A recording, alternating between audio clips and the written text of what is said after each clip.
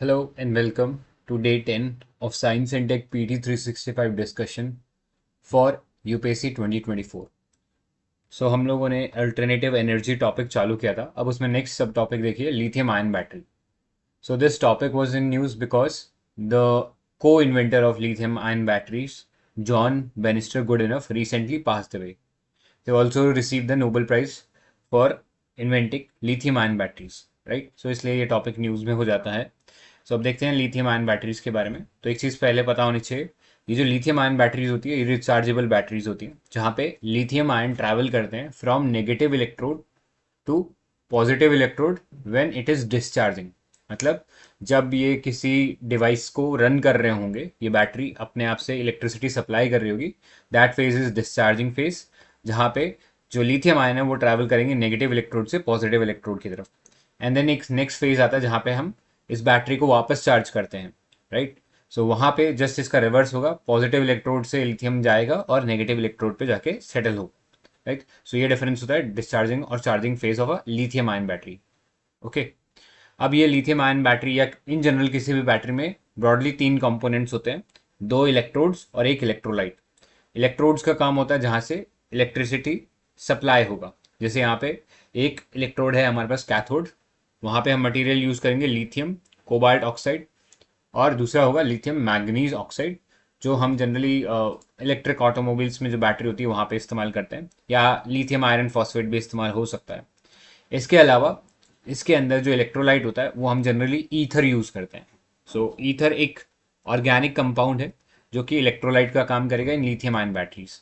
अब ये चीज़ अपने को क्लियर होना चाहिए, जितनी भी ये लिथियम आयन बैटरीज हम लोग देखते हैं सारी जो है सॉलिड स्टेट लिथियम बैटरीज होती है, मतलब इसके अंदर कोई लिक्विड नहीं होता है किसी तरह का, unlike the lead acid battery. जैसे आप लोगों ने देखा होगा हमारे घरों में जो इन्वर्टर लगा होता है जनरली उसमें लेड एसिड बैटरी होती है, ठीक है, लेड एसिड। और क्योंकि ये एसिड है यहाँ पे सल्फ्यूरिक एसिड का इस्तेमाल होता है, राइट। इसीलिए आपने देखा होगा कुछ समय तक अगर आप लेड एसिड बैटरी को रखते हो फ्लोर के ऊपर, धीरे धीरे उसमें से एसिड लीक होता है और आपका फ्लोर जो है अगर वो मार्बल का है तो वो उसे खराब करने लगता है, वो येल्लो पड़ने लगता है because of the action of the acid. Plus इसके साथ साथ एक और प्रॉब्लम क्या होता है, क्योंकि लिक्विड होता है लीकेज का डर रहता है, और सल्फ्यूरिक एसिड लेड के साथ रिएक्ट करता है तो ये हाइड्रोजन भी रिलीज करता है।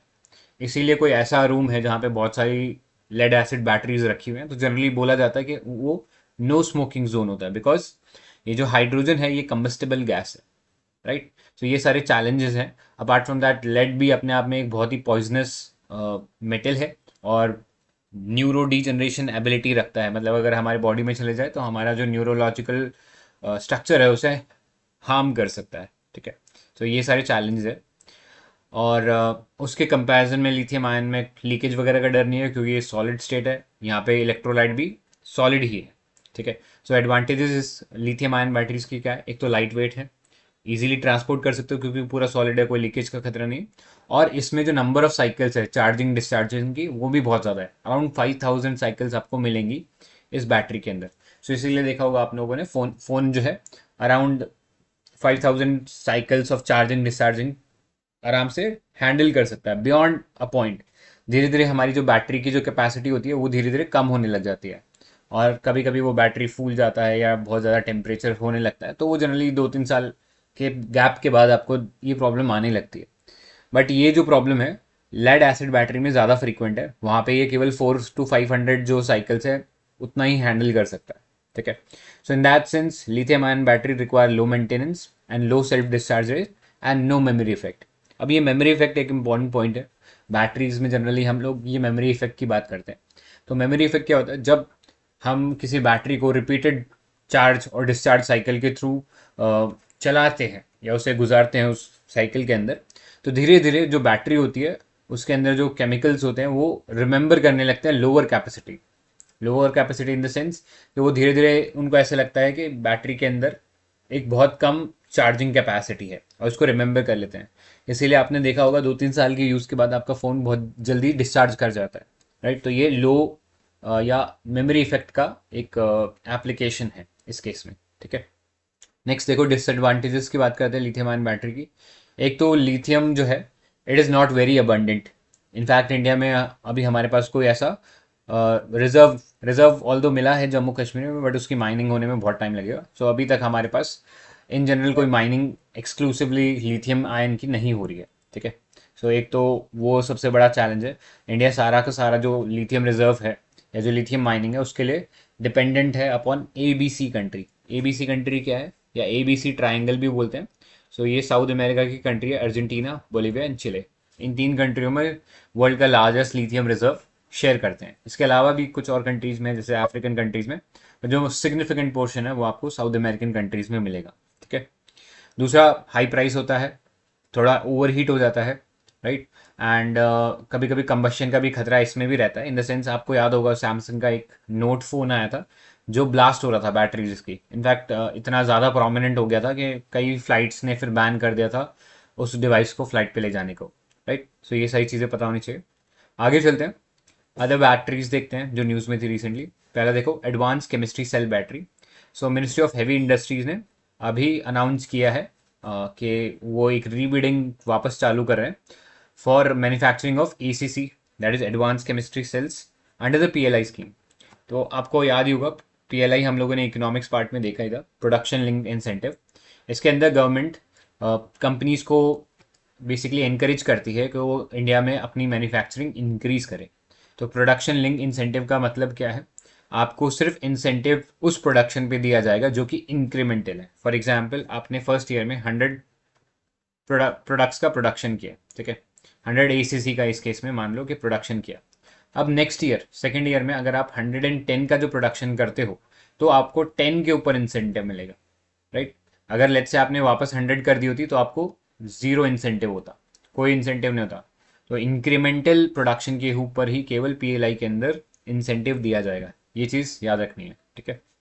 नेक्स्ट, ACC जो है वो स्टोर कर सकता है एनर्जी एज इलेक्ट्रोकेमिकल और एज केमिकल एनर्जी। तो इस फॉर्म में ये एनर्जी को स्टोर करेगा एंड देन जरूरत पड़ने पर रिलीज करेगा in form of electrical energy, ठीक है।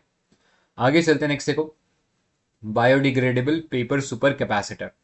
तो गुजरात का एक ये रिसर्च इंस्टीट्यूट है, Gujarat energy and management institute, shortly known as GERMI. उन्होंने डेवलप किया एक सुपर कैपेसिटर। तो आपने जनरल लाइफ में भी देखा होगा, आपके फैन के अंदर एक सिलेंडर लगा होता है छोटा सा, right, that is nothing but a capacitor. तो कैपेसिटर का काम बेसिकली आपके जो फैन है उसको रन कराना होता है।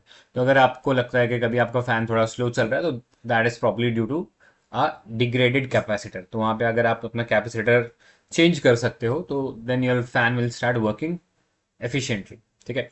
तो कैपेसिटर क्या होता है, ये एक हम बोल सकते हैं एक ऐसा डिवाइस है जो कि एक स्मॉल अमाउंट ऑफ इलेक्ट्रिसिटी को स्टोर कर सकता है, राइट। बट ये जो सुपर कैपेसिटर हम बोल रहे हैं, तो यहाँ से आपको पता लग जाना चाहिए कि ये बहुत हाई अमाउंट ऑफ इलेक्ट्रिसिटी को स्टोर कर सकता है। और हमेशा इसमें एक डाई इलेक्ट्रिक मटीरियल का इस्तेमाल करते हैं। डाई इलेक्ट्रिक मटीरियल ऐसा मटीरियल होता है जो कि चार्ज को स्टोर कर सकता है। तो यहाँ पे हम लोगों ने क्या यूज़ किया है, यहाँ पे हम लोगों ने एक पेपर यूज़ किया है। पेपर भी एक डाई इलेक्ट्रिकल मटीरियल है।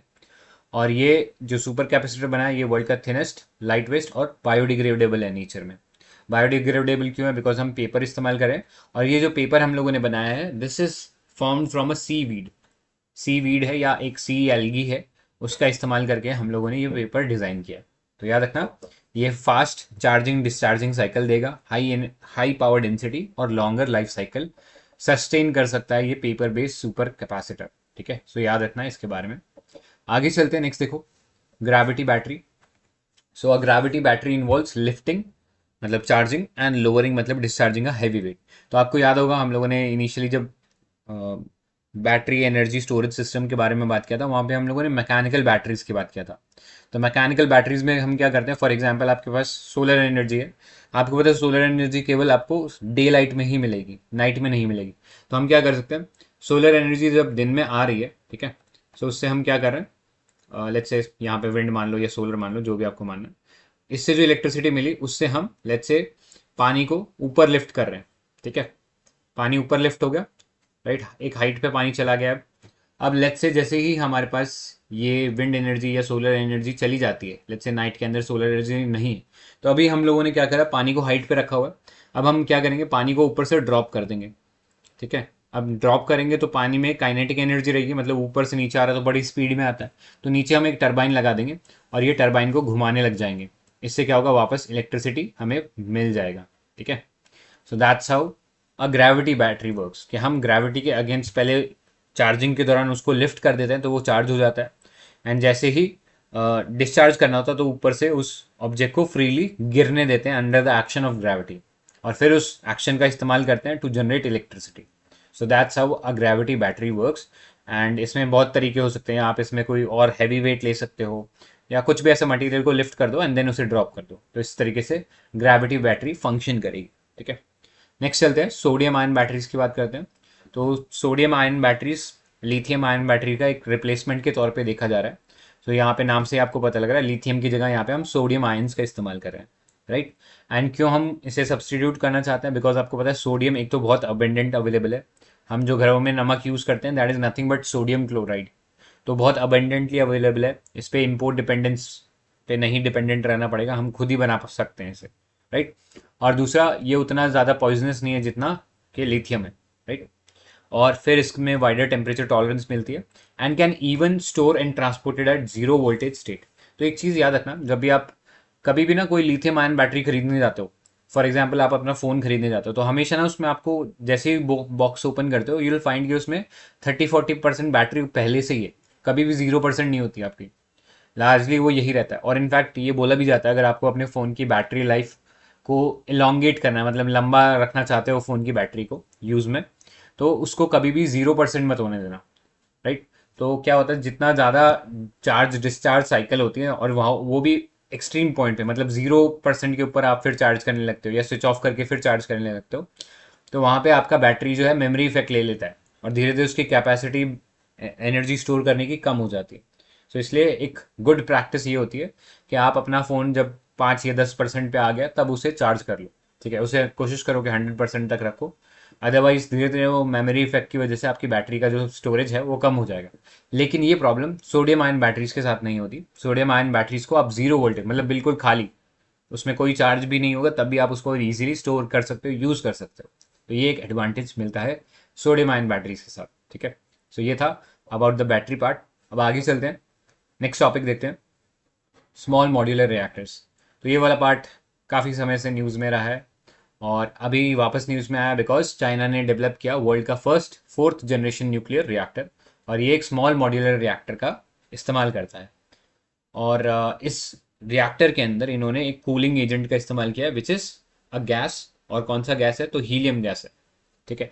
तो जनरली जो ट्रेडिशनल रिएक्टर्स होते हैं उनमें हम प्रेशराइज हैवी वाटर का इस्तेमाल करते हैं, और हैवी वाटर मतलब जनरली डी टू ओ मतलब ड्यूटीरियम ऑक्साइड का इस्तेमाल करता है, ठीक है।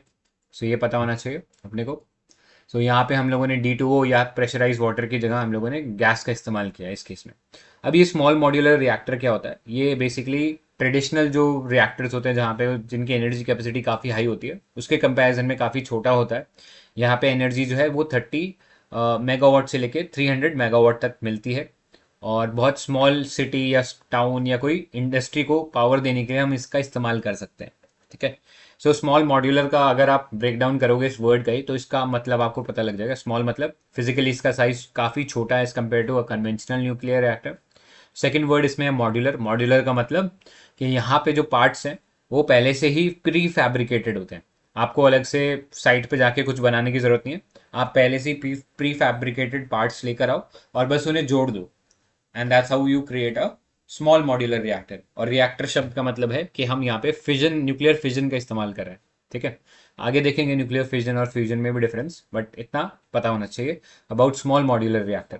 अब इसके डिफरेंट वेराइटीज़ हैं, यहाँ पे आप देख सकते हो, जैसे एक marine based water cooled small modular reactor, जहाँ पे हम फ्लोटिंग शिप्स के ऊपर हम लोग न्यूक्लियर रिएक्टर्स डिज़ाइन करते हैं। जैसे एक बहुत फेमस न्यूक्लियर रिएक्टर है एकेडमिक ल्यूमिनसॉफ, यहाँ पे देख सकते हो ऊपर लिखा भी है, ठीक है। ये रिएक्टर किसका है, तो यू शुड नो ये रशिया का है, काफ़ी न्यूज़ में था। इसे फ्लोटिंग न्यूक्लियर पावर प्लांट भी बोला जाता है। तो ये बेसिकली जो आर्टिक रीजन है वहाँ पे इन्होंने ये डिप्लाई किया है, और ये जो सी आइस है, क्योंकि आर्टिक ओशन आपको पता है सर्दियों में जमा ही रहता है, अब तो गर्मियों में धीरे धीरे पिघल रहा है, बट जनरली वो फ्रोजन ही रहता है ऑल ईयर लॉन्ग, ठीक है। तो वहाँ पे बर्फ़ को काटने के लिए ये जो न्यूक्लियर रिएक्टर है उन्होंने डिप्लॉय किया है वहाँ पे, ठीक है। इसके अलावा और भी टाइप के डिफरेंट वेराइटीज़ है, बट अगेन वो सारे नाम से ही आपको पता लग जाएंगे। जैसे एक यहाँ पे देख सकते हो मॉल्टन सॉल्ट रिएक्टर लिखा है। तो आपको दिमाग मतलब सुनते ही पता लग जाएगा मॉल्टन सॉल्ट या सोडियम सॉल्ट का इस्तेमाल कर रहे हैं यहाँ पे एज अ कूलेंट। ठीक है, सो ये नाम से ही क्लियर हो जाएंगे एग्जैक्टली मतलब क्या है उनका। आगे चलते हैं, एडवांटेजेस की बात करते हैं स्मॉल मॉड्यूलर रिएक्टर की।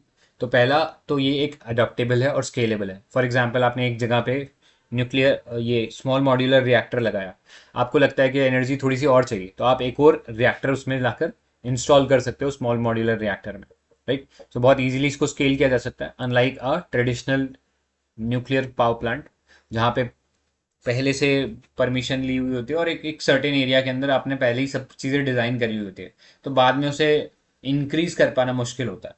बट स्मॉल मॉड्यूलर रिएक्टर में आप इजीली प्री फैब्रिकेटेड पार्ट है और छोटा एरिया लेगा, इसलिए इजीली स्केल अप कर सकते हो या स्केल डाउन भी कर सकते हो। नेक्स्ट, इसमें लॉन्गर रिफ्यूलिंग टाइम है, बिकॉज आपको पता है 1 kg जो है nuclear fuel is equivalent to 2 lakh tons. ठीक है, 2 लाख टन्स ऑफ कोल, उससे भी ज़्यादा पावर मिलती है। तो अगर हम एक छोटे से जगह में ये इस्तेमाल करें और छोटे से एरिया के लिए इस्तेमाल करें, तो यहाँ पे जो रिफ्यूलिंग की ज़रूरत है यूरेनियम की, वो अराउंड 3 to 7 years रहेगी, which is much higher than a traditional nuclear power plant जहाँ पे वो 2-3 सालों में ही उसको चेंज करना पड़ता है, नया फ्यूल डालना पड़ता है। यहाँ पे आपको बहुत लंबे समय तक वो फ्यूल को इस्तेमाल कर सकते हो। फिर कॉम्पैक्ट डिज़ाइन है, सेफ्टी फीचर्स काफ़ी ज़्यादा है, इकोनॉमिकल भी है, राइट। सो ये सारे एडवांटेजेस हो जाते हैं स्मॉल मॉड्यूलर रिएक्टर के। ऑल्दो इंडिया में हम लोगों ने अभी कोई स्मॉल मॉड्यूलर रिएक्टर इस्तेमाल नहीं किया है, अभी हम ट्रेडिशनल सिस्टम पे चल रहे हैं, बट बाहर कई कंट्रीज में स्मॉल मॉड्यूलर रिएक्टर्स जो है वो डिज़ाइन हो रहे हैं। जैसे अभी हम लोगों ने चाइना का केस देखा, वैसे ही यूरोपियन यूनियन या यूएस में भी ये ऐसे डिज़ाइन चल रहे हैं। ठीक है, नेक्स्ट कुछ कन्वेंशंस अपने को पता होने चाहिए with regards to nuclear energy. तो पहला है Vienna convention on civil liability for nuclear damage 1963। तो आपको याद होगा इंडिया ने एक सिविल न्यूक्लियर डील किया था। सिविल न्यूक्लियर डील किसके साथ किया था? ये हम लोगों ने किया था यूएस के साथ। ठीक है, यूएस इंडिया का पार्टनरशिप था, इसे 123 एग्रीमेंट भी बोलते हैं, राइट। और इसके थ्रू इंडिया का और यूएस का जो रिलेशन था वो हमेशा के लिए एक फेवरेबल रिलेशन के तौर पे फोर्ज हो गया। उससे पहले क्या था आपको पता है, इंडिया और यूएस के रिलेशन काफ़ी हॉस्टाइल थे। जब भी इंडिया ने कोई न्यूक्लियर टेस्ट किया तो फिर यूएस ने हमारे ऊपर बहुत सारे सैंक्शन लगा दिए थे, but not after this deal. तो ये मनमोहन सिंह के गवर्नमेंट के दौरान, और बराक ओबामा थे उस टाइम यूएस के प्रेसिडेंट, तब ये एग्रीमेंट्स हुए और उसके बाद एक फेवरेबल रिलेशन डेवलप हो गया दोनों कंट्रीज़ के बीच में, और इससे इंडिया को बहुत सारे इनिशिएटिव में पार्टिसिपेट करने का मौका मिला, despite being not a part of NSG nuclear supplier group जो है उसका हम पार्ट नहीं है, फिर भी हम MTCR का पार्ट बन गए, हम वाजेनार एग्रीमेंट का पार्ट बन गए, हम ऑस्ट्रेलियन ग्रुप का पार्ट बन गए, और इजीली हमें बाकी कंट्रीज से भी न्यूक्लियर जो फ्यूल है वो मिलने लगा। ठीक है, तो ये जो सिविल लाइबिलिटी टर्म था ये बड़ा इंपॉर्टेंट था। सिविल लाइबिलिटी का मतलब क्या था? इस 123 डील के अंदर यूएस की एक कंपनी थी वेस्टिंग हाउस करके, वो इंडिया के अंदर प्राइवेट सिविल न्यूक्लियर प्लांट्स जो थी वो इस्टेब्लिश करने वाली थी। लेकिन क्योंकि इंडिया के अंदर एब्सोल्यूट लाइबिलिटी का क्राइटेरिया चलता है, मतलब कि अगर लेट्स से कोई न्यूक्लियर एक्सप्लोजन हो जाता है, चेरनोबिल जैसा, या कोई न्यूक्लियर लीकेज होता है, तो वहाँ पे एब्सोल्यूट लाइबिलिटी उस कंपनी की होगी, राइट। सो ये वो कंपनी नहीं चाहती थी, और इसलिए इंडिया और यूएस के बीच में ऑल्दो ये एग्रीमेंट साइन होने के बाद भी काफ़ी लंबे समय तक एक डिस्प्यूट चला। बाद में वो जो वेस्टिंग हाउस कंपनी है वो दिवालिया या बैंकरप्ट घोषित हो गई थी। तो फिर इस प्रोसीड इस मतलब सिविल लाइबिलिटी वाले पार्ट पे फिर आगे फर्दर कोई डिस्कशन नहीं हुआ। ठीक है, नेक्स्ट देखिए, convention on supplementary compensation for nuclear damage 1997, फिर Paris convention on third party liability in the field of nuclear energy, and lastly Brussels supplementary convention to Paris convention 1963। तो बस ये नाम याद रख लेना, ज़्यादा डिटेल में जाने की जरूरत नहीं है। मोरलेस आपका जो इसका ब्रेकडाउन करोगे नाम का पूरे एग्रीमेंट का या कन्वेंशन का, तो अंडरस्टैंड कि एग्जैक्टली किस चीज़ के बारे में बात हो रहा है। तो अगर सिविल लाइबिलिटी की बात करें तो डेफिनेटली अगर उससे कोई हार्म होता है लोगों को या सिविलियंस को, तो उसकी जो लाइबिलिटी है वो किस पे होगी, इसके बारे में ये बात करते हैं। ठीक है, सो ये पता होना चाहिए। अब आगे चलते हैं, नेक्स्ट देखो टॉपिक, नेट एनर्जी गेन। सो अभी यूएस के साइंटिस्ट ने अचीव किया net energy gain in a nuclear fusion reaction. तो आपको पता है अभी तक हम जितने भी रिएक्टर्स की बात करी वो सारे फिजन कर रहे थे। तो फिजन और फ्यूजन में डिफरेंस क्या होता है? फिजन का मतलब होता है टू ब्रेक डाउन। तो यहाँ पे हम एक लार्ज मॉलिक्यूल को या एक लार्ज न्यूक्लियस को ब्रेक डाउन कर रहे हैं इनटू स्मॉलर न्यूक्लियस। ठीक है, तो जनरली हम लोग यूरेनियम या प्लूटोनियम जैसा मटेरियल इस्तेमाल करते हैं जिसका न्यूक्लियस लार्ज है, और उसे ब्रेक डाउन करते हैं, और उससे क्या मिलता है, हमें बहुत एनर्जी मिलता है। ठीक है। बट फ्यूजन का मतलब क्या होता है, टू जॉइन। तो यहाँ पे आप दो स्मॉल जो है न्यूक्लियस को ज्वाइन करके एक लार्ज न्यूक्लियस या लार्ज एटम बनाते हो, राइट। सो इसमें फायदा क्या होता है, क्यों हम फ्यूजन की तरफ जाना चाहते हैं, तो फ्यूजन के अंदर जो एनर्जी रिलीज होती है that is much larger than the energy release by a fission reaction. ठीक है, जो फिजन के अंदर जो एनर्जी रिलीज होती है वो काफ़ी छोटा है और फ्यूजन में काफ़ी बड़ा है, तो आप ऐसा रिलेशन बना सकते हो। ठीक है। अब एक चीज़ याद रखना है, जो फ्यूजन है अभी तक हम नेचर के अंदर सन के अंदर देखते हैं या किसी भी स्टार के अंदर देखते हैं, जहाँ पे हाइड्रोजन हाइड्रोजन मिलके हीलियम बन जाता है। धीरे धीरे जब हाइड्रोजन खत्म हो जाता है तो फिर हीलियम हीलियम मिलके कार्बन बन जाएगा, फिर कार्बन कार्बन मिलके सिलिकन बन जाएगा, फिर ऐसे ही फर्दर सिलिकन सिलिकन मिलके फिर आयरन बन जाएगा। बट उस पॉइंट के बियॉन्ड फिर आयरन आयरन आपस में मिक्स नहीं हो पाएगा, बिकॉज ये मॉलिक्यूल्स या ये जो एटम्स है ये पहले ही बहुत लार्ज है। इनको ज्वाइन करने के लिए जो एनर्जी चाहिए वो सन के अंदर या किसी भी स्टार के अंदर प्रेजेंट नहीं होती, और फिर वहाँ पे वो स्टार कोलैप्स कर जाता है, जिससे फिर आपको पता है अगर बहुत लार्ज स्टार है तो वो क्या बनेगा, it will turn into a black hole. और अगर हमारे सोलर सिस्टम का जो सन है उसके जितना साइज होगा तो वो टर्न हो जाएगा इनटू अ न्यूट्रॉन स्टार। ठीक है। सो ये डिफरेंस आपको पता होना चाहिए। अब ये वाला जो रिएक्शन है फ्यूजन, अब ये हम अर्थ के ऊपर क्रिएट कर रहे हैं, ऑल्दो हम लोगों ने अर्थ के ऊपर ये अनकंट्रोल्ड तरीके से ऑलरेडी क्रिएट कर लिया in form of a hydrogen bomb. ठीक है। हाइड्रोजन बॉम्ब में क्या करते हैं, जैसे मैंने बताया इनिशियली आपको एनर्जी देना पड़ता है, तो हम क्या करते हैं, पहले इस हाइड्रोजन बॉम्ब में एक एटम बॉम्ब लगाते हैं। एटम बॉम्ब जैसे ही फटता है उससे हमें बहुत लार्ज अमाउंट ऑफ एनर्जी मिलती है, उस लार्ज अमाउंट ऑफ एनर्जी से हम फ्यूजन रिएक्शन कर पाते हैं। ठीक है। सो फ्यूजन रिएक्शन में आपको इनपुट एनर्जी ज़्यादा नहीं सप्लाई करनी पड़ती, बट फ्यूजन रिएक्शन में सबसे बड़ा चैलेंज है इनपुट एनर्जी का, आपको बहुत हाई इनपुट एनर्जी सप्लाई करनी पड़ती है, राइट। उसका रीज़न क्यों है, क्यों इतनी हाई एनर्जी सप्लाई करनी पड़ती है, बिकॉज ये जो न्यूक्लियस होते हैं ये पॉजिटिवली चार्ज होते हैं, क्योंकि इनके अंदर केवल प्रोटॉन और न्यूट्रॉन होता है, एंड न्यूट्रॉन का कोई चार्ज नहीं होता, तो लार्जली ये जो न्यूक्लियस होता है पॉजिटिवली चार्ज होता है। अब आपको पता है positive positive charge will repel each other, है ना। जैसे आप किसी चुंबक को या किसी मैग्नेट का नॉर्थ पोल मिलाने की कोशिश करो, यू फाइंड वो नहीं मिलता। रीजन क्या है, क्योंकि दोनों पोल या same poles repel each other, opposite attracts. तो यहाँ पे पॉजिटिव पॉजिटिव रिपेल करने की कोशिश करता है, तो ऐसे में दोनों को जोड़ने के लिए आपको हाई इनपुट एनर्जी की ज़रूरत पड़ती है। ठीक है। सो ये जो हाई एनर्जी होती है इसी की वजह से अभी तक हम लोग कंट्रोल तरीके से फ्यूजन रिएक्शन नहीं कर पा रहे थे।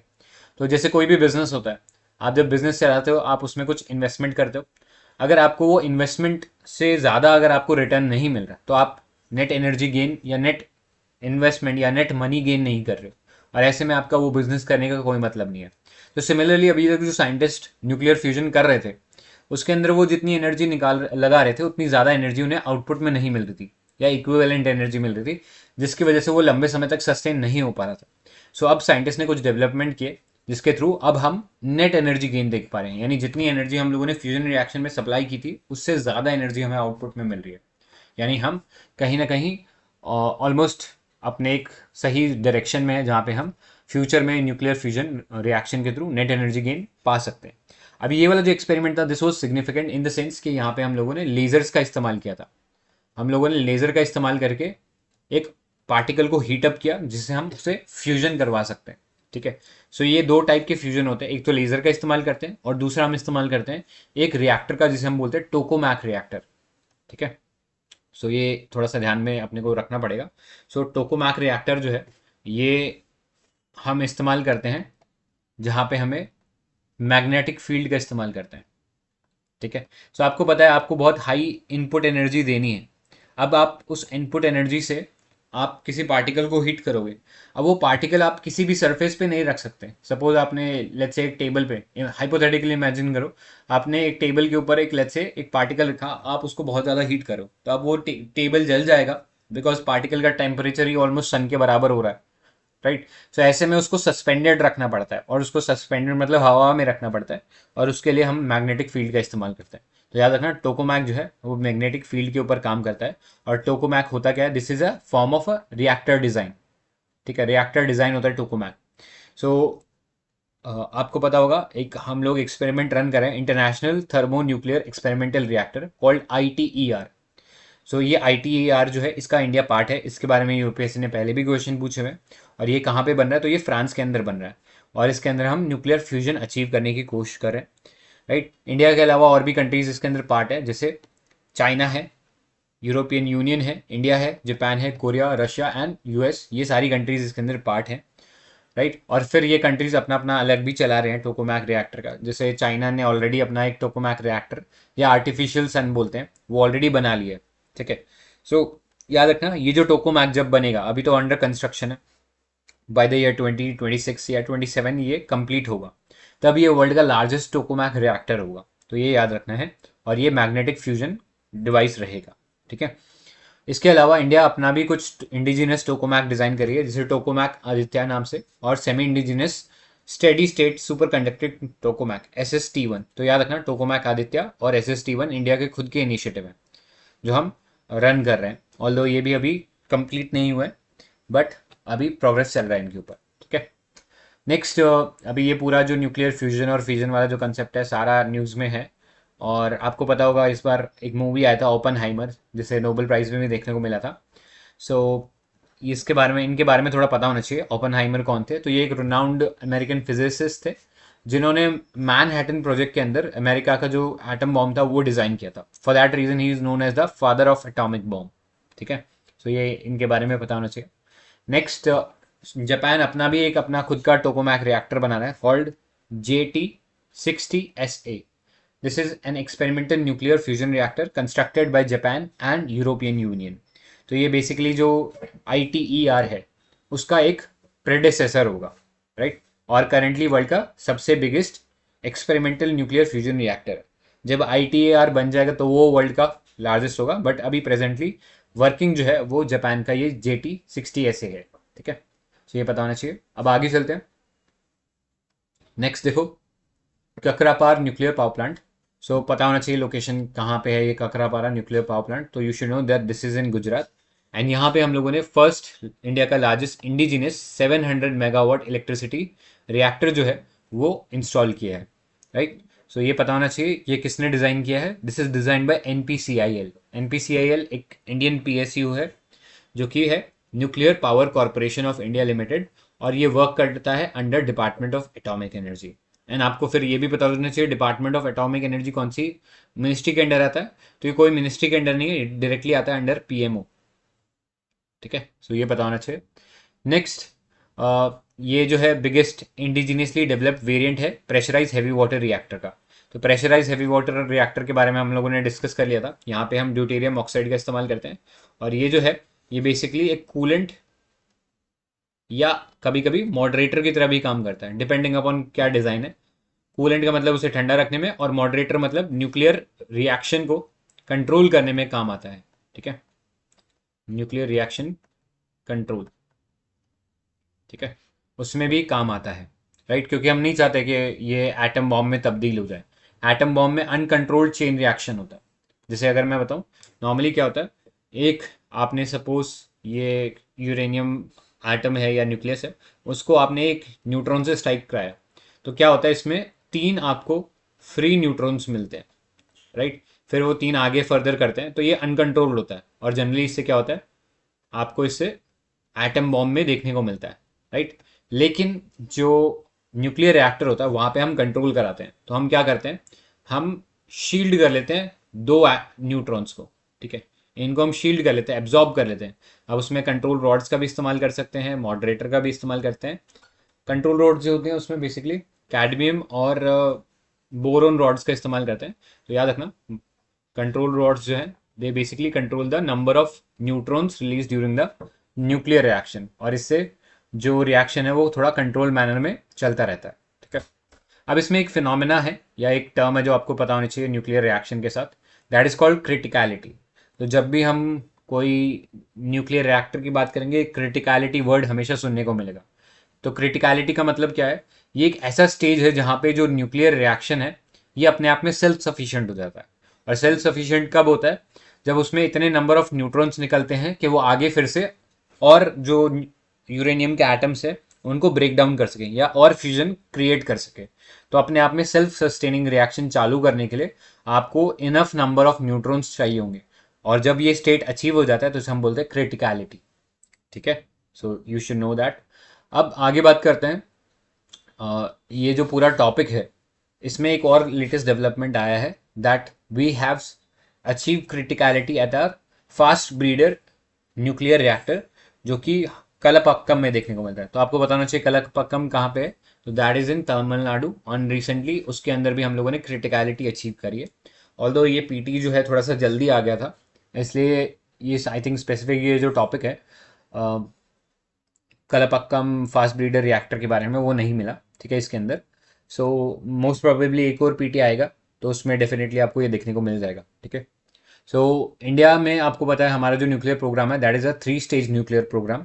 ये हमारे जो न्यूक्लियर साइंटिस्ट थे होमी भाभा, राइट, वो इतने विजनरी थे कि उन्होंने 1950s के अंदर ही इंडिया को पहले ही एक 3 स्टेज न्यूक्लियर प्रोग्राम दे दिया, जिस पे हम आज भी चल रहे हैं।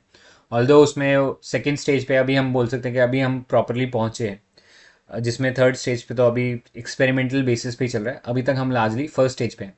तो इनकी डेथ हो गई थी एक प्लेन क्रैश में, अदरवाइज मे बी हम लोगों ने प्रोग्रेस थोड़ा सा और फास्टर कर लिया होता। तो इन्होंने एक बहुत ही कॉम्प्रिहेंसिव और बहुत सोच समझ के ये 3 स्टेज न्यूक्लियर प्रोग्राम बनाया था। तो ये सारी स्टेजेस हमें पता होनी चाहिए। फर्स्ट स्टेज तो था वहाँ पे हम नेचुरल यूरेनियम का इस्तेमाल कर रहे थे, विच इज़ जहाँ पे हम जनरली जो रिएक्टर का डिज़ाइन था उसमें प्रेशराइज हैवी वाटर का इस्तेमाल कर रहे थे। ठीक है, सो इसमें आपने नेचुरल यूरेनियम डाला। नेचुरल यूरेनियम जैसे इसमें जाता है न्यूक्लियर रिएक्शन होता है, इससे हमें डिप्लीटेड यूरेनियम मिलेगा और प्लूटोनियम मिलेगा। ठीक है, एज द आउटपुट, और इलेक्ट्रिसिटी जनरेट हो जाएगी बिकॉज जो हीट है उससे हम स्टीम जनरेट करेंगे, पानी को गर्म करके स्टीम जनरेट होगा, फिर उस स्टीम को टरबाइन के ऊपर डाल के टरबाइन रन करेंगे एंड जिससे इलेक्ट्रिसिटी प्रोड्यूस होगा। अभी जो आउटपुट है इसका फर्स्ट स्टेज का दैट इज डिप्लीटेड यूरेनियम और प्लूटोनियम, हम ऐड कर देंगे सेकेंड स्टेज में, जो कि फास्ट ब्रीडर रिएक्टर कहलाता है। अब फास्ट ब्रीडर रिएक्टर क्यों बोलते हैं इसे, बिकॉज इसमें हमें कोई मॉडरेटर लगाने की जरूरत नहीं है, और इसमें हम as a coolant molten sodium या फिर लिक्विड सोडियम का इस्तेमाल करते हैं। ठीक है, तो ये कॉन्सेप्ट आपको पता होना चाहिए। एंड एक खास बात यह है, फास्ट ब्रीडर का मतलब क्या है, जितना आपने इसमें इनपुट मटेरियल डाला है, यानी जितना आपने इनपुट इसमें प्लूटोनियम डाला, उससे ज़्यादा प्लूटोनियम आपको आउटपुट मिलेगा। ठीक है, यानी आप एक समझ सकते हो ऐसा मशीन है जिसमें आपने जो इनपुट डाला है उससे ज़्यादा आपको आउटपुट मिल रहा है। ठीक है, सो प्लूटोनियम इसमें आपको ज़्यादा मिलेगा जितना कि इनपुट गया। राइट, अब ये क्यों हो रहा है, बिकॉज इसमें जो डिप्लीटेड यूरेनियम डाला वो अपने आप को ट्रांसम्यूटेट करता है इनटू प्लूटोनियम। ट्रांसम्यूटेट मतलब वो अपनी फॉर्म चेंज कर लेता है, एक अलग एटम में कन्वर्ट हो जाता है। फिर हम यहाँ पे थोरियम भी ऐड करते हैं कुछ अमाउंट में, जो थोरियम जो है ट्रांसम्यूटेट करके U233 में कन्वर्ट हो जाता है। ठीक है, एंड U233 क्या है, this is a fissile material. ठीक है, अभी फिसाइल और फर्टाइल पे डिस्कशन करेंगे, बट अभी के लिए याद रख लो ये फिसाइल मटेरियल है and this can directly undergo nuclear reaction. ठीक है, तो याद रखना फास्ट ब्रीडर रिएक्टर, इसके अंदर ज़्यादा प्लूटोनियम देखने को मिलेगा एज आउटपुट। एंड अभी हम रिसेंटली सेकेंड स्टेज पे पहुंचे हैं एट कलपक्कम न्यूक्लियर रिएक्टर, जो कि आपको तमिलनाडु में देखने को मिलता है। ठीक है, अब यहाँ से जो मटेरियल आउटपुट निकला आफ्टर कंज्यूमिंग द इलेक्ट्रिसिटी, इसमें से प्लूटोनियम मिलेगा आपको और यूरेनियम U233 मिलेगा।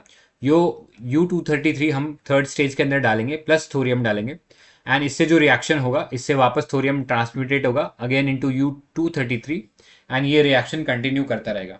तो एक चीज़ याद रखना है, ये जो थर्ड स्टेज है थोरियम बेस्ड रिएक्टर वाला, यहाँ पे जो आउटपुट निकलेगा that would be less harmful, मतलब इतना ज़्यादा हार्मफुल नहीं होगा या इतना ज़्यादा रेडियो एक्टिव नहीं होगा, जो कि हमें फर्स्ट स्टेज ऑफ रिएक्शन में देखने को मिलता है। ठीक है, जो नेचुरल यूरेनियम जो हम यूज़ करें फर्स्ट स्टेज में, उसमें बहुत ज़्यादा रेडियो एक्टिव एलिमेंट्स बाहर निकलते हैं, जिन्हें फिर स्टोर करना, उनकी हैंडलिंग करना थोड़ा डिफिकल्ट होता है। राइट, और दूसरा एक रीज़न क्यों हम लोगों थोरियम को एज अ थर्ड स्टेज रखा, तो reason Bing India has abundant supply of thorium reserves. तो हमारे पास मोनोजाइट सॉइल है, वहाँ पे थोरियम रिजर्व मिलते हैं। इनफैक्ट वर्ल्ड का around 20 to 25% thorium reserve India के ही पास है। लेकिन जब यूरेनियम की बात करते हैं, यूरेनियम के रिजर्व इंडिया के अंदर बहुत कम है। राइट, और हम ज़्यादातर इम्पोर्ट पे डिपेंडेंट है for the natural uranium. Right, तो ये चीज़ पता होनी चाहिए। इसलिए होमी बाबा ने ये जो 3 स्टेज प्रोग्राम डिसाइड किया था, जहाँ पे हम यूरेनियम से बढ़ के आगे थोरियम की तरफ जाने वाले थे। और क्यों थोरियम की तरफ जाने वाले थे? बिकॉज इंडिया में थोरियम अबंडेंट है बट यूरेनियम की कमी है, राइट। अब बात करते हैं नेचुरल जो यूरेनियम होता है, जब हम माइनिंग करते हैं तो 2 टाइप होता है उसके अंदर। एक यूरेनियम का अगर आपने सपोज माइनिंग करी तो उसके अंदर आपको 2 आइसोटोप्स मिलते हैं। आइसोटोप्स आप सभी को याद होंगे। आइसोटोप मतलब same atomic number but different atomic mass, ठीक है। सो आपके पास जो नेचुरल यूरेनियम होता है उसमें आपको ये 2 आइसोटोप देखने को मिलते हैं, U238 एंड U235। तो U238 जो होता है, this is a fertile material. Fertile मतलब this can not directly undergo a nuclear fusion, इसको थोड़ा सा प्रोसेसिंग करना पड़ता है, फिर जाके ये न्यूक्लियर फ्यूजन जो है डायरेक्टली कर सकता है, बट तब तक इसे फर्टाइल बोलेंगे। और फिर हमारे पास होता है यूरेनियम U235। तो ये बेसिकली फिसाइल होता है, यानी directly it can undergo a nuclear reaction. But एक चीज़ पता होना चाहिए, जैसे ही हम नेचुरल यूरेनियम निकालते हैं तो इसमें ये जो फिसाइल मटेरियल का जो कंसेंट्रेशन होता है ये केवल 0.7% होता है, ठीक है। बाकी 99% जो है वो यूरेनियम U238 होता है। यानी ये मटेरियल अपने आप में कोई न्यूक्लियर रिएक्शन चालू नहीं कर सकता है। तो इसमें क्या करेंगे हम? इसमें हम करेंगे न्यूक्लियर एनरिचमेंट, जिसमें हम इसका जो कंसेंट्रेशन है फिसाइल मटेरियल का वो इंक्रीज करेंगे, या U235 का इंक्रीज करेंगे। तो आगे देखते हैं, एक टॉपिक इसी से रिलेवेंट है। सो यूरेनियम एनरिचमेंट न्यूज़ में इसलिए था बिकॉज ईरान ने अपना जो यूरेनियम है एनरिचमेंट प्रोग्राम चालू कर दिया, जब यूएस ने अपने आप को JCPOA नाम का एक डील था, joint comprehensive plan of action, इस डील में से अपने आप को बाहर निकाल दिया। इस डील में कौन कौन लोग थे? इसमें P5+1 कंट्रीज थे। P5 मतलब जो परमानेंट 5 हैं। UNSC में 5 परमानेंट कंट्रीज कौन कौन सी है? दैट इज US, UK, फिर फ्रांस, चाइना एंड रशिया। ये 5 कंट्रीज हैं जो कि UNSC में परमानेंट सीट एंजॉय करती है। प्लस इसमें एक और कंट्री थी, जर्मनी, ठीक है। एक साइड ये कंट्रीज थे और दूसरी साइड कंट्री था ईरान। तो ये कंट्रीज ने एग्रीमेंट किया कि ईरान को हम न्यूक्लियर एनरिचमेंट नहीं करने देंगे। अब न्यूक्लियर एनरिचमेंट क्यों नहीं करने देंगे? तो इसका रीज़न क्या होता है? जैसे मैंने बताया, नेचुरल जो यूरेनियम होता है उसमें जो फिसाइल मटेरियल होता है केवल 0.7% होता है, ठीक है। और ये क्या होता है? यूरेनियम 235 होता है। अब हमें इसका कंसेंट्रेशन इंक्रीज करना है ताकि हम एक ऐसा मटेरियल बना सकें जो कि डायरेक्टली अंडरगो कर सकता है न्यूक्लियर फिजन के। तो जब हम न्यूक्लियर रिएक्टर में इसका इस्तेमाल करते हैं, जहाँ पे हमें इलेक्ट्रिसिटी जनरेट करनी है, तो वहाँ पे हमें अराउंड 5 to 10 या 5 to 20% एनरिचमेंट में हमारा काम चल जाएगा, ठीक है। लेकिन अगर मेरे को न्यूक्लियर बॉम्ब बनाना है या एटम बॉम्ब बनाना है, तो वहाँ पे इसका जो कंसेंट्रेशन है that would increase up to 90%। 90% उसमें फिसाइल मटेरियल होना चाहिए, अदरवाइज वो बॉम्ब नहीं बन सकता। तो ये ईरान अपना जो एनरिचमेंट प्रोग्राम कर रहा है उसका कहीं ना कहीं मकसद है कि हम एटम बॉम्ब बनाएं, राइट। तो उसको रोकने के लिए ये JCPOA जो डील है ये चालू हुआ था। ऑल्दो फिर यूएस ने यूनिलेटरली इसमें से पुल आउट कर लिया और फिर वापस सैंक्शन लगा दिया ईरान के ऊपर। अब उस सैंक्शन को अपोज करने के लिए, रिटालिएट करने के लिए, ईरान ने अपना ये जो एनरिचमेंट है इसको बढ़ा लिया। अब वो 20% का जो लिमिट है उसको भी एक्सीड कर गए। ऑल्दो इस एग्रीमेंट में केवल उन्हें 3% रखना था, ठीक है। इसके अंदर बोला गया था आप 3% के आसपास ही एनरिचमेंट रखोगे, इससे ज़्यादा नहीं कर सकते, ठीक है। तो अब ये 3% ही क्यों करें? तो 3% को आप कर सकते हो फॉर रिसर्च पर्पसेस, जैसे किसी को न्यूक्लियर मेडिसिन बनानी है तो वहाँ पे 3% इज मोर देन इनफ, ठीक है। बट अगर आपको रिएक्टर बनाना है तो 20% और एटम बॉम्ब बनाना है तो 90%। तो आई होप ये क्लियर हो गया होगा कि क्यों एनरिचमेंट करते हैं हम लोग, ठीक है। और एनरिचमेंट में करते क्या है, इसमें एक प्रोसेस होता है कॉल्ड सेंट्रीफ्यूगेशन। तो सेंट्रीफ्यूगेशन में क्या होता है? जैसे आपने देखा होगा दूध के अंदर हम लोग सेंट्रीफ्यूगेशन करते हैं तो जो हैवी बटर होता है वो साइड में जमा हो जाता है। तो सेंट्रीफ्यूगेशन में हम क्या करते हैं, नेचुरल यूरेनियम को गोल गोल घुमाते हैं ट्यूब्स के अंदर, एंड फिर क्या होता है उसमें जो U235 है, क्योंकि ये लाइटर है, 35 मतलब इसका मास है, दिस वुड बी लाइटर, तो ये सेंटर में रहेगा। और इसके आउटर में जो है आपको U238 मिलेगा क्योंकि ये हैवियर है। और ये बहुत सारे ट्यूब्स, मतलब थाउजेंड्स ऑफ ट्यूब में लगातार ये प्रोसेस होता रहता है। फिर हम क्या करते हैं, सेंटर का जो पार्ट है इसको निकाल लेते हैं, जिसको एक्सट्रैक्ट कर लेते हैं। तो इसमें हमें क्या मिल जाएगा? एक ऐसा यूरेनियम रॉड मिलेगा जिसमें जो फिसाइल मटेरियल का जो कंसेंट्रेशन है ये ज़्यादा है, ठीक है। जो जो फिसाइल मटेरियल का जो कंसेंट्रेशन है ये ज़्यादा है, ठीक है। सो ये पता होना चाहिए। आगे चलते हैं, नेक्स्ट देखो, एडवांस लिक्विड प्रोसेसिंग सिस्टम। सो ये एडवांस लिक्विड प्रोसेसिंग सिस्टम है क्या? आपको याद होगा फुकुशिमा एक न्यूक्लियर पावर प्लांट था, कहाँ पे था? तो जापान में था।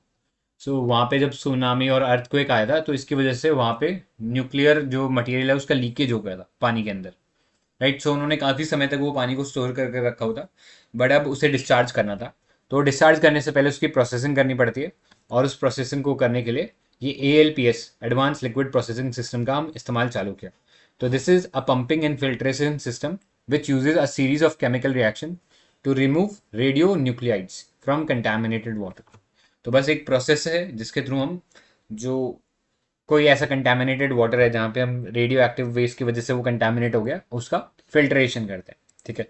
अब ये पानी जो है हम लोगों ने सॉरी जापान ने ये समुद्र के अंदर छोड़ दिया, ठीक है। सो ये चीज़ आपको इसमें याद रखनी है। आगे चलते हैं, नेक्स्ट देखो अदर रिलेटेड न्यूज़ में EV टू ग्रिड चार्जिंग, ठीक है। ऐसा रिलेटेड एक कॉन्सेप्ट था कॉल्ड स्मार्ट मीटरिंग, इसके बारे में यूपीएससी ने पूछा हुआ है। तो स्मार्ट मीटरिंग या net metering, sorry this was net metering.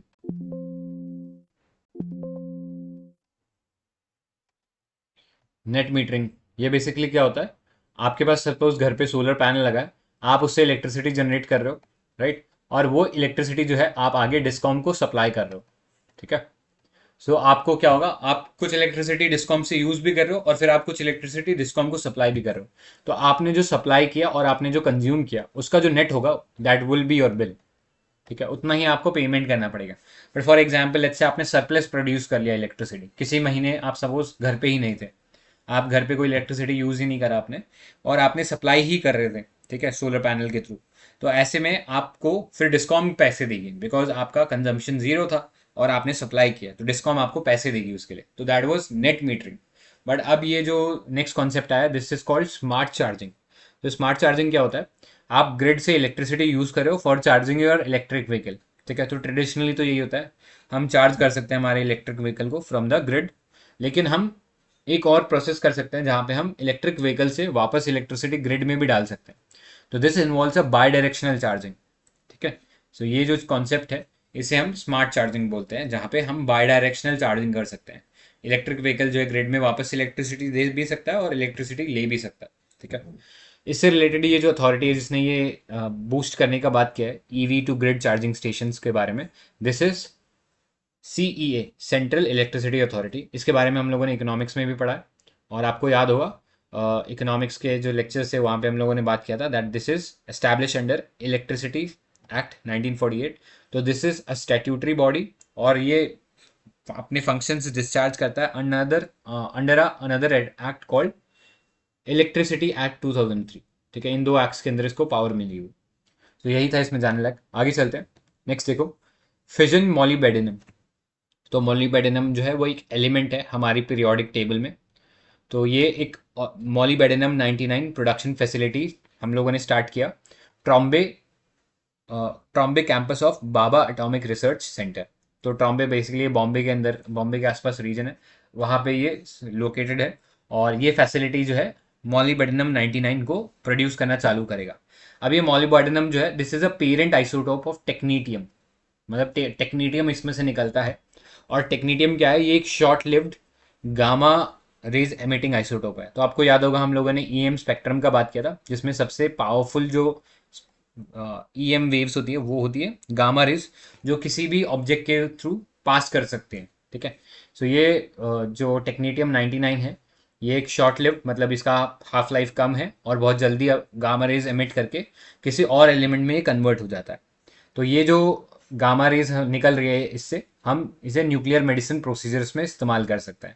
जैसे आपको पता है हम लोगों ने बात भी किया था कि कैंसर सेल्स जो हैं उनको डिस्ट्रॉय करने के लिए हम न्यूक्लियर मेडिसिन का इस्तेमाल करते हैं।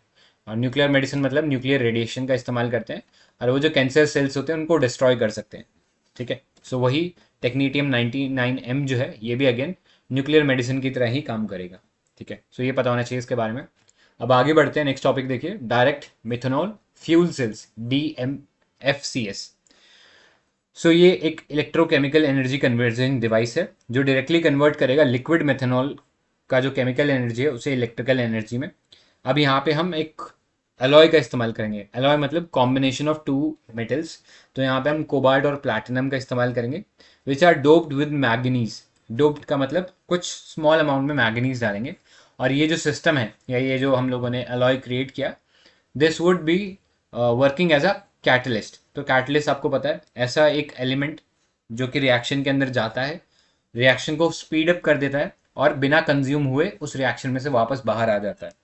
ठीक है, सो ये इसके बारे में आपको पता होना चाहिए।